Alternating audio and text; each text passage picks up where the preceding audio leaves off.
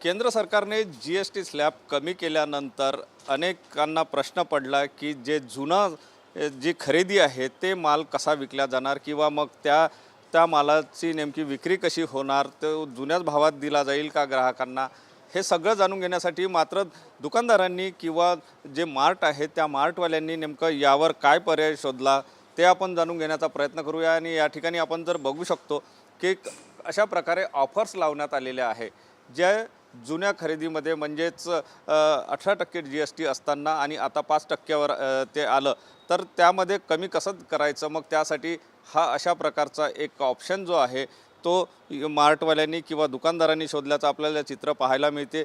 जे सामान या GSTमध्ये आलं तिकडे सगळीकडे ऑफर लागल्याचं चित्र आपल्याला पाहायला मिळते आहे आणि एकंदर म्हणजे यावर हा तोडगा जो आहे तो काढलेला आहे। मात्र GSTच्या भावाने ते आत्ताच्या भावाने ते विकलं जातं का, तर या ठिकाणी जर आपण हे बघितलं तर असं दिसून येतं की त्यांनी ग्राहकांचं कुठेही नुकसान होऊ नये या दृष्टिकोनातून विचार केल्याचं चित्र पाहायला मिळते आहे।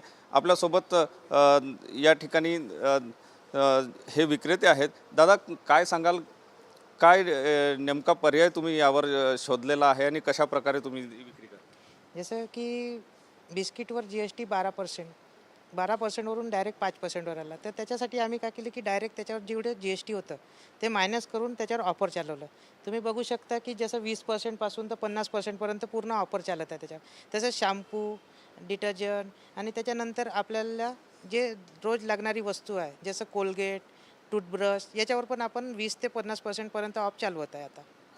तर याच्यामध्ये ग्राहकांचं नुकसान होणार नाही किंवा तुमचं नुकसान होणार नाही या दृष्टिकोनातून पर्याय काढला गेला आहे? त्याच्यासाठीच पर्याय काढला गेला, कारण की आता जो येणारे वस्तू आहेत त्याच्यावर ते ऑफर देणारच। आपण त्याच्यामध्ये ॲडजस्टमेंट करून सगळ्या गोष्टीचे ॲडजस्टमेंट करून आपण त्याच्यावर पर्सेंटेज चाललो होता, ज्याच्यामध्ये आपल्याला 10 ते 15% मार्जिन मिळत होती, त्याच्यावर आपण 2% 3% ठेवून बाकीचं आपण कस्टमरसाठी चालवत आहे।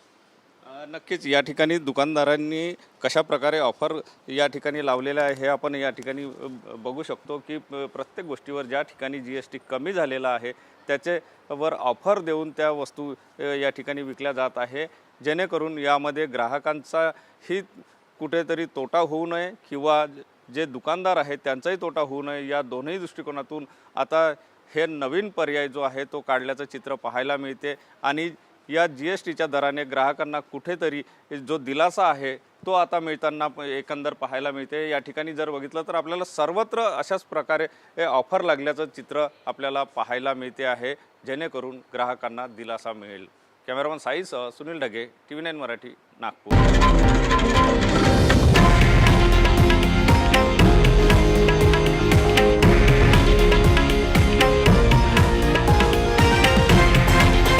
हे आहे देशातील नंबर 1 न्यूज नेटवर्क आणि आपण पाहत आहात TV9 मराठी, एकमेव।